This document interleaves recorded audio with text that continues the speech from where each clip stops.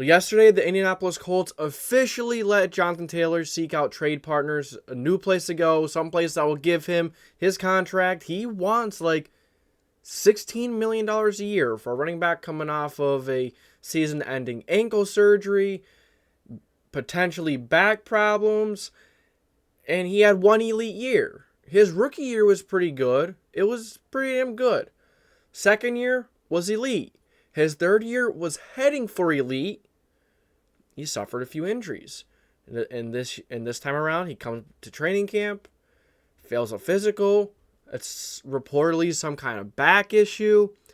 Who's going to want to trade all this compensation that the Colts are asking for? They're going to want, like, the Colts have said that they want a first-round pick or many picks that can be equivalent to a first-round pick. So who's going to want to trade for a running back with all those issues, with all that stuff going on with him? Now he's got this drama. Is he going to be happy? He's going to be happy if he gets his money, but who's going to pay him that $16 million a year for having one elite year, was on his way to his second elite year, but suffered those injuries, and we all know how running backs are. You suffer one or two serious injuries, or just one season-ending ankle injury, we all know that their shelf life is short. By the time the rookie contract is just about up, their career is more than likely more than half over. So I got 6 teams here today that I want to go through, talk about some, 6 scenarios, why these teams should or shouldn't trade for Jonathan Taylor, who's more likely to. Let's go through it. Number 1, I have the Miami Dolphins. Now, I don't have them in any specific order, and what's the likelihood? So number 1, Miami Dolphins. I'm not saying that that's the most likely. I'm just going through teams, not really ranking them on likelihood, just listing the teams I'm going through. So the team I have here first I want to talk about is the Miami Dolphins. So I want to talk about this supporting cast that the Miami Dolphins have, and why it's likely that they do. So there's already been some reports that the Dolphins have been in talks with the Colts about trading for Jonathan Taylor. Now, we all know that the Dolphins have been very aggressive. Mike McDaniel, the offense last year looked really good. You just want to bring in Jonathan Taylor and make that supporting cast round to it the absolute craziest, absolute best that you could. That would be an offensive super team. You'd have Tyreek Hill, incredible deep threat receiver. We all know he's great. Jalen Waddle, really taking his game to the next level, and having Tyreek Hill on the other side only makes him better. Hopefully Tua can stay healthy. You have, you did sign, you have a few running backs, but you did lose Devin Achane. So I'm not sure if he's out for the year, but I know he went out with a shoulder injury. He was carted off the field. Now, is it more serious considering the Dolphins are reaching out to the Colts about Jonathan Taylor? Maybe. But the Dolphins have quite the supporting cast around to it. They have quite the team. And adding Jonathan Taylor would only add on to the amount of talent they had. Now, you may be asking, how's their offensive line? How is he going to run without an offensive line? Well, the Dolphins' offensive line is actually looking a lot better than I initially thought before I looked at them a little bit. I think this offensive line is not that bad. I think it actually can get it done. I heard that they've been doing good in training camp, good in preseason. So I think the offensive line is better than a lot of people think, than even I thought. So I went up to the Miami Dolphins depth chart and just see some of the weapons that they have other than Tyreek Hill. I think they still have Cedric Wilson. They have a ton of weapons. It's just weapons galore. So, and then Mike McDaniel showed that he was a genius last year. Now, towards the end of the season, it seemed like his offense struggled a little bit. Was it, the tape got on the offense, it started to become predictable, or, just not having Tua, and, having all the quarterback issues, that can definitely be some of it. So you already do have Raheem Mostert, Jeff Wilson, Devin Achane, Myles Gaskin. So that's honestly a pretty good running back room if you ask me. That's more than enough. But of course you have Tua. Tight end, you have Durham Smythe. I think he's a little underrated. Tyler Kroft. So it's not a bad tight end room. Definitely not great.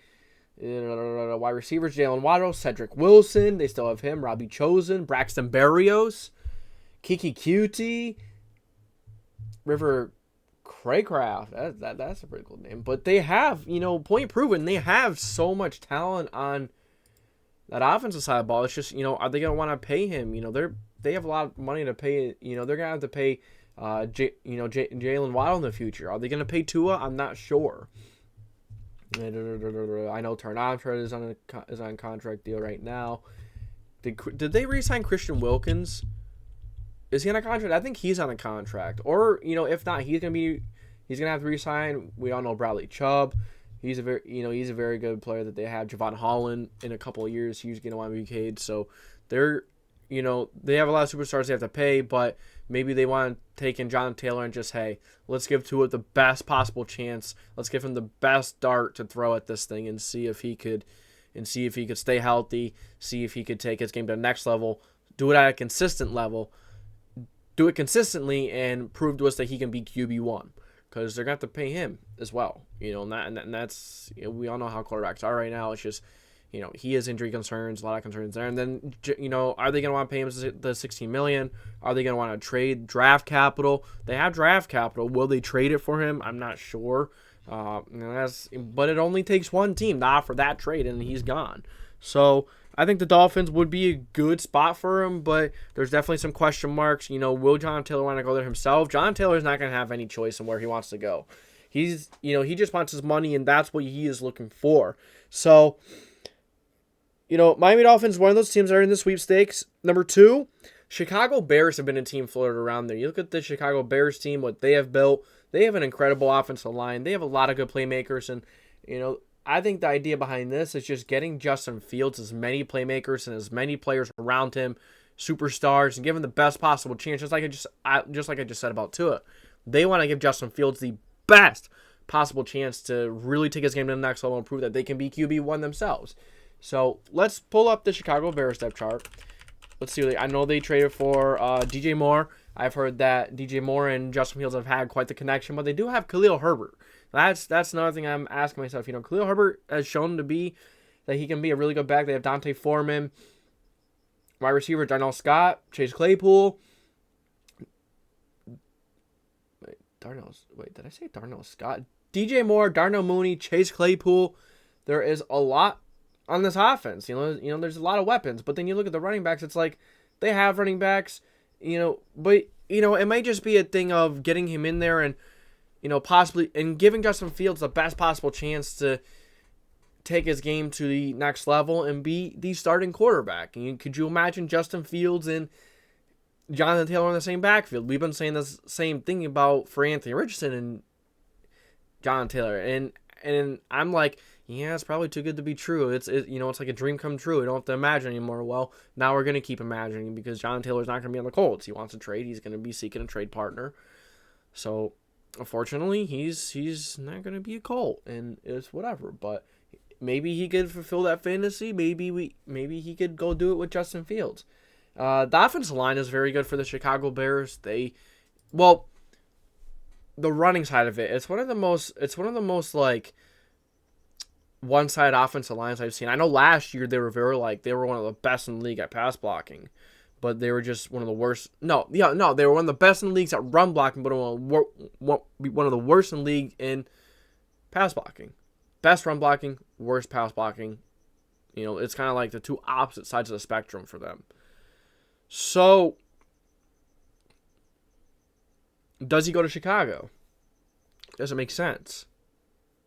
There's a lot of good reasons why. There's a lot of good, there's a lot of cons to say, yeah, no, it's not worth it. Are they going to want to trade draft capital for a running back coming off of, or potentially, reportedly a back injury from Arizona, failed his physical, season-ending ankle injury.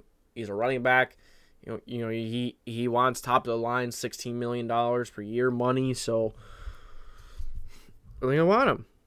Are they going to do that? That's kind of like the question for every team here. We're just going through the scenarios. Number 3, I have the Buffalo Bills. Well, the Buffalo Bills have been a team that have been looking for a running back, but honestly, I think they have found the running back in James Cook. It sounds like James Cook has had a great training camp. He's had a good preseason. I know he had a touchdown versus the Colts. There's a lot to like about James Cook, and he's seemingly coming into his own. So why would the Bills trade for a running back, trade a first-round pick, or, picks that are equivalent to a first-round pick? Let's just say a lot of draft capital. Let's just say they don't want to give up all that compensation. They don't want to pay him top-of-the-line money when they have running back on a rookie deal, on a second year. He doesn't want a contract yet. No injury concerns. Well, he's a running back. He's going to have injury concerns whether he's actually healthy or not. It's just a matter of fact of, I think they're sold on James Cook. So why waste the draft capital? Why waste the money? why not just go with James Cook? Now, I think there's some things going with Stephon Diggs at the moment. Let's see. So it would be a pretty interesting scenario to throw Jonathan Taylor. Receiver one, so saying it's dirty trick. I don't know, but if there really is an issue, it'd be interesting to see a trade scenario where you have Stephon Diggs and John Taylor included in a trade package. That'd be quite wild, but the Colts probably have to give up a little more considering a running back and wide receiver positional value is out of the charts different, but Chris Ballard isn't going to want a guy that's kind of causing some distractions. We saw on the sideline last year. We saw in Minnesota that he can get a little furious. He can get a little full of himself, it seems like sometimes, but he's a very good receiver. He's one of the best in the league. We saw last year he was really getting mad. Josh Allen didn't throw to him. Yelling on the sideline in the playoff game. A lot of shenanigans going on there. They ultimately won against the Dolphins, but I just don't think that's a guy Chris Ballard wants to trade for. He's getting older as well. He's definitely not the youngest of guys, but he's one of the best route runners in the league. Great hands. There's a lot to love about Stephon Diggs, but, could he be included in a trade package? I don't even think so. Superstar player for superstar player, and then, a few picks in there is probably one of the most rare things in the NFL nowadays. You don't see player for player trades often. It's mainly, a big-time player for a first, second, third round pick, or it's wild. It's wild. Number 4, I have the Carolina Panthers, so Frank Reich's there. Does John Taylor really want to go back to a Frank Reich team? He saw how the team was ran with Frank Reich last year. But, Frank Reich is going to run a lot, is going to run him a lot. He likes to run the ball. He's an old school type of coach. Going to want to pound the football. Going to want to win the trenches. And John Taylor would absolutely help with that. Chuba Hubbard has not looked great in preseason. He looked pretty good in the past, but I'm not sure if he's really the guy for the Carolina Panthers in the backfield. I know the Panthers have a few other backs there, but should they trade for Jonathan Taylor, give Bryce Young the absolute best chance to, develop into a good quarterback? I don't, Jonathan Taylor or not, I think Bryce Young is going to develop into a good quarterback. A great quarterback would not surprise me. He has a lot of good weapons too. A lot of people are downplaying the weapons. They have Adam Thielen. They have, I think they got DJ Chark. They have Jonathan Mingo. I have someone else too. I'm just completely blanking on. No, they lost DJ Moore, but I thought they had someone else I was thinking of. Let me search it up real quick. Let's see. Panthers depth chart. I feel like I'm missing out on receiver. I think they have Laviska Shenault, but he's not really. He's not really. Adam Thielen, DJ Chark, Jonathan Mingo, Shai Smith, Terrace Marshall Jr. That's the other guy I was trying to get at. But they do have Laviska Shenault as well, so they have talent in that room. It's just a matter of fact is if it can come together, and the offensive line, the interior of the offensive line isn't really great, but the exterior, the tackles, Taylor Moton and Ike Ekwonu, incredible tackle duo. Offensive line is not the greatest, but do the Panthers want to pay him all that money? That's the same question that every team is going to ask. Do we want to pay $16 million a year? Do we want to trade all this draft compensation for a running back? It's a serious question, and there's all the context in the world, and there's all the context, all the clues, all the things in the world that just go on and say that and state that you should not do that. You should not pay running back. He's shown that he can be an elite running back, because first year he was great. Second year he was elite. Third year he's going into he was heading for another elite season, but those injuries, they come with a lot of risks and a lot of question marks, especially when we're talking about running backs. Sound like a broken record. I'm beating a dead horse here. Should the Panthers do it? He has a connection with Frank Reich. You have a young quarterback in Bryce Young. You're not paying him. He's on a rookie contract. Maybe get the most weapons, the most playmakers that you can get, because Taylor can catch on the backfield as well. Number 5, I have the Tampa Bay Buccaneers. It's basically the same thing I've been saying. Whoever's going to be the quarterback, can they give them the best chance to be the best that they can? Whether it's going to be Baker Mayfield, Kyle Trask. I like Baker Mayfield. I think he can be a very good quarterback. He has all the talent in the world. He has a cannon for an arm. Can he control it? That's another question that he has to answer. He has so many good traits, but he's inconsistent. It seems like he's hard to coach. He's not like full of himself, but he's very hyper, very I think he's fiery, and I love that. But he lets the media and he lets everything get to him. We saw last year in the Rams, in one of the Rams games. He was, the Rams, what did he lead the Rams on a 97-yard drive, came back in a game, and, it was ultimately a very good outing. He had a few good games with the Rams. Now he's with the Buccaneers. Can he take it to the next level with the Buccaneers? I think Mayfield's good. He can be good. It's just he's got to stop letting the outside voices get to him. He has to focus on his mechanics and doing the little things right. If he can focus on the little things right and get them right and get them going good, he can be a very good quarterback. But, they have a lot of talent on that team. They do. They have Rashad White, who showed that can maybe be a good running back this year. Yeah, Mike Evans, Chris Godwin. There's a lot on that Bucs offense. And then, last but not least, we had the Kansas City Chiefs. Now, their name has been they've been floating around that conversation a bit. Could you imagine Jonathan Taylor, Patrick Mahomes, Travis Kelce? I want to take a look at their depth chart as well to see who they got. Chiefs depth chart, but even just those three. Could you imagine? Offense in those three players? But the Chiefs are not going to take that risk. It's an unnecessary risk. It's kind of reckless for them.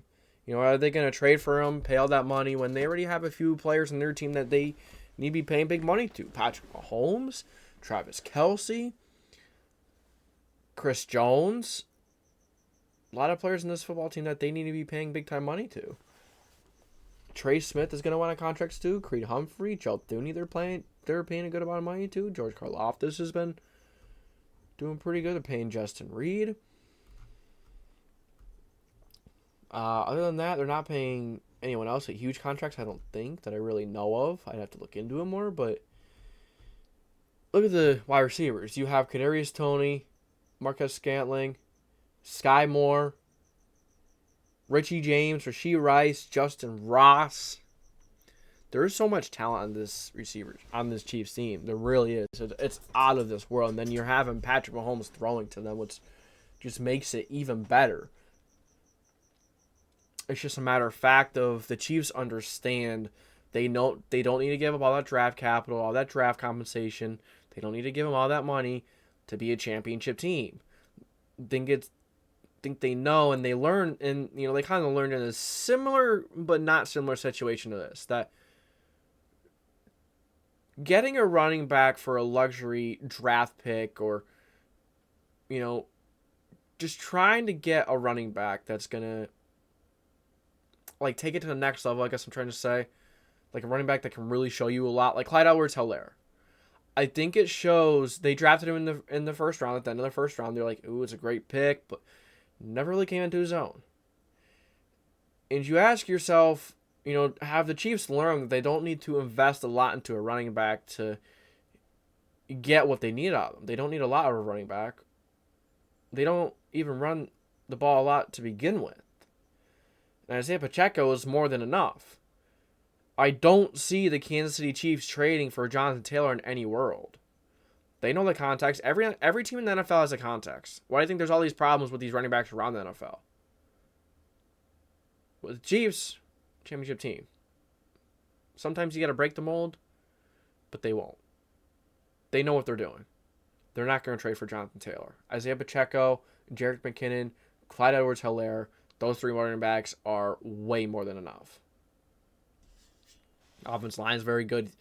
Just imagine, though, how difficult it would be. You would not be able to stack the box. It's just like a dream scenario. If it does happen, good mercy. Have mercy. Goodness gracious. It would be one of the most fun offenses we've ever seen in NFL history, probably. Most electric. But those are 6 teams I have here today. 6 teams I was talking about, giving you some scenarios, giving you some ideas. Should the Indianapolis Colts, or should any of these teams trade for him? Did I miss a team? Did I miss a team that you think should trade for Jonathan Taylor? Will any of these teams trade for him? If you think any of these teams will, tell me which team you think should or will trade for Jonathan Taylor. That's all I got for you today.